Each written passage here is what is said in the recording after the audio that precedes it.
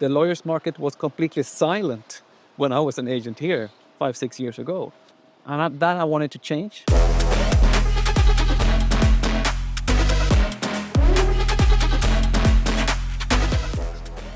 What have been the challenges over the last, say, 18 months for you as a law firm? As a law firm.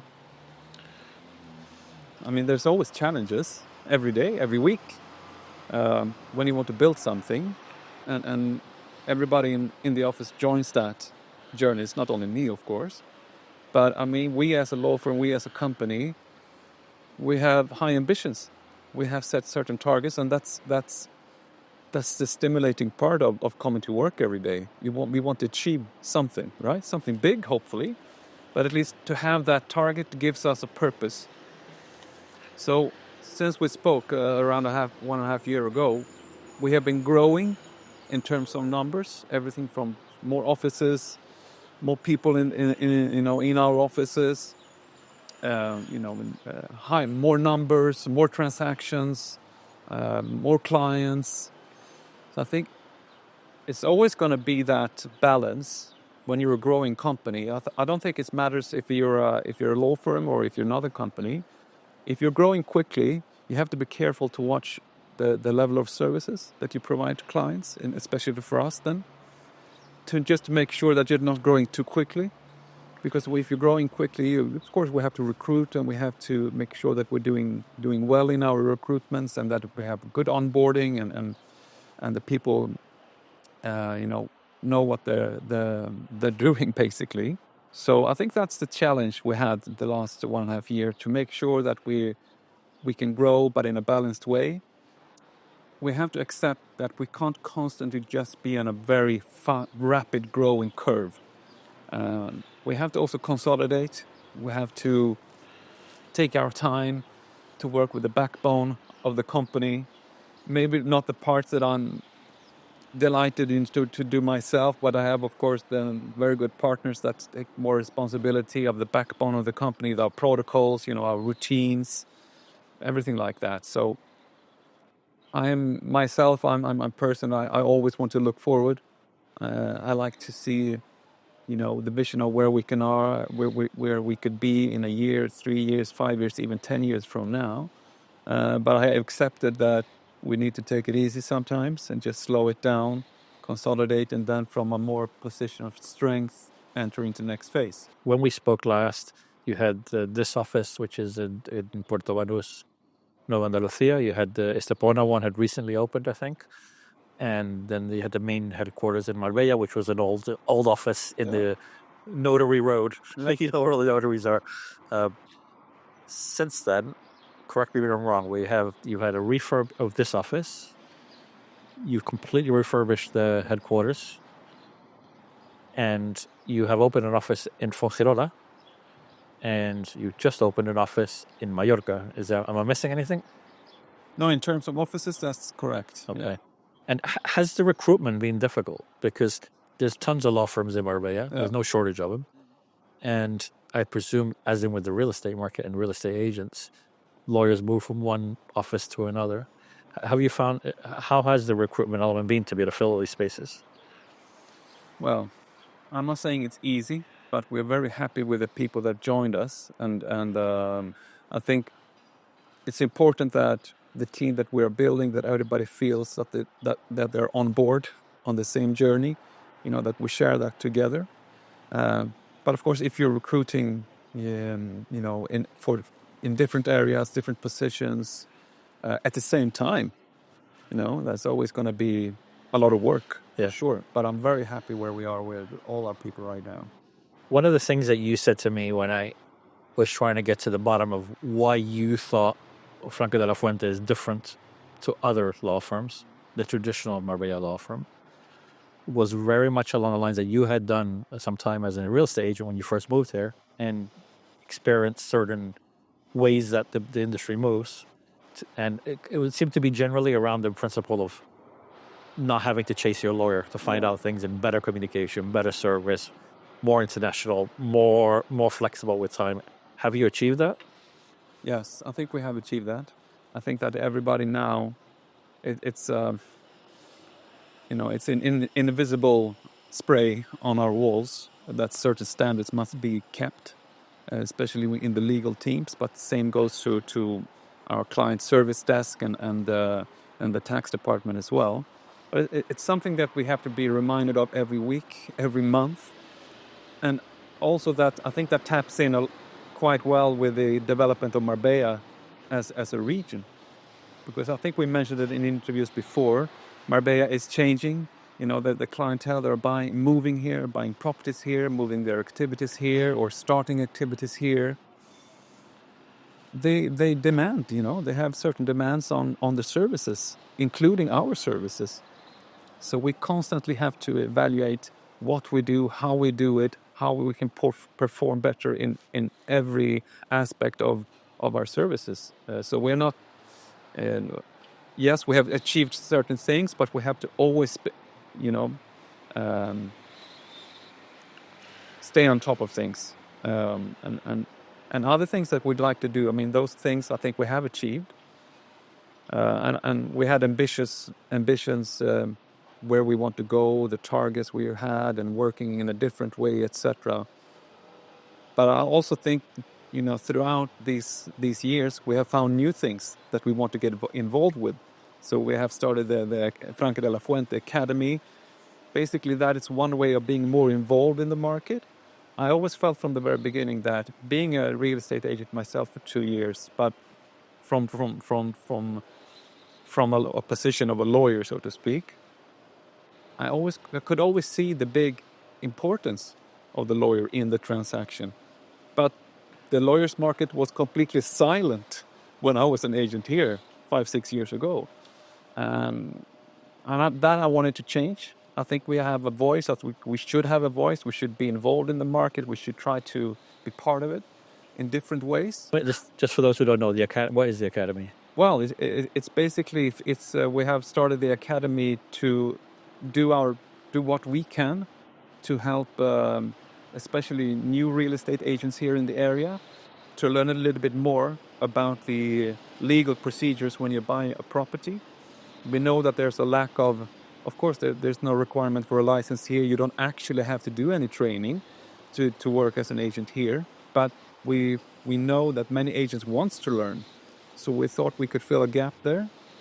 And it's been so fun, I have to say. We've done it now 3 times. We're doing the anniversary academy in April. So you took a real conscious decision to really work with agents and help them sell better. Is it working? And would you change anything? Well, I guess it's better to ask the agents, I guess. But let's be honest here. We can't break through the noise with our own marketing budget and find the clients directly. If you're buying a property here, your first search on Google is buy a property Marbella or buy a house in Mijas or something like that, and then you will be in contact with an agent. And at some point, that agent will probably refer you to a lawyer. That is how the market works. I mean, let's be very clear about that. So from my point of view, then, of course, we need to communicate with the agencies so they understand the quality of our services towards the client. But then also, of course, how can we help you to help the clients being more knowledgeable, understand things better? So that is what we are trying to do. We're trying to we have meetings with them, FIQs, we draft the memos, we try to always be available to their questions, etc. So that's a separate but very, very important thing. How do we also tailor our services towards the people that rely us with clients? That's absolutely a big part of a law firm here and what we do. And as part of that internationalization, or more internationalization of Marbella, you since we spoke, that's again 1.5 years, you've launched and did a first season of something you call the Country Files. Yeah. Tell me a little bit, just so we understand, what is that? So that is part of that strategy. So what can we add, to this market? If we are drafting contracts and we are doing due diligence on properties in the best possible way, great. But are we really adding something special to the market? I don't think so. So the Country Files is an idea that we came up with because we understand, of course, that the buying procedures in other countries, it differs a lot from buying a property in Spain. And we thought if the agents here are equipped with that knowledge, hopefully that could help them when they are dealing with a Polish buyer or a Swedish buyer or a Czech or an American buyer. If they have a little bit of knowledge on the process in those countries, they can then better understand the differences and get a better trust from those clients and assist them better here in Spain. So we drafted, so what we do is we study that, we put that in a brochure, we do a few videos with local experts on these topics, and it's just a matter of trying to educate and assist the local market. Are you going to do a season 2? Absolutely. I mean, it's a project that's fits quite well with what we're trying to do, the core of what we're trying to do. So we will continue to do that. Maybe we will see it in different shapes and forms. We're opening in Palma now, actually. Well, you've already got the place, though, haven't you? It's a matter of the launch, getting people aware of it, Yeah. I guess.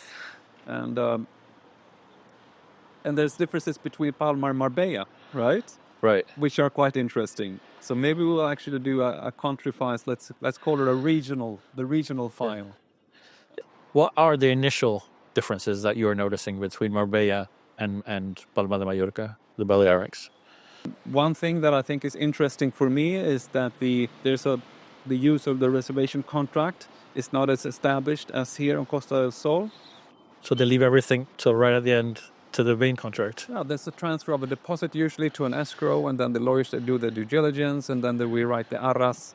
Sometimes they go quicker to the arras contract maybe than we're used to here, because in Marbella usually we say, give it 2 weeks, a reservation contract, deposit, we have 2 weeks, everybody can relax, and we do the PPC in 2 weeks from now. So I'm not calling me an expert whatsoever in Palma yet. I had a lot of interesting conversations with people from the island, and I like to learn even more. But that is one difference that is interesting for me, because maybe we can contribute something in that process. Can we do things in a different, maybe even better way, perhaps? We'll see. Anything else that you noticed off the bat that's different between here and there? Well, the taxes are different, but that's nothing. It's not a secret. I mean, the transfer tax is bigger and it's progressive. The limitations on rentals are even more, tighter. In Palma, of course, you have the urban situation on the island, which is similar in that way, actually, to Marbella at least. So there are a few differences, and then of course I think that the clients might be also a bit different than perhaps the ones buying here. Mostly Germans, isn't it? In Mallorca. But that's the same kind of change we see here. Yeah. We had 38% Brits buying 10 years ago. Now it's Brits 9%, Swedes 3%, Polish, 10%, whatever, right? So we can't talk about any specific nationalities buying on Costa del Sol, and I think that it's the same trend with Palma, but of course still a very strong German presence, yeah.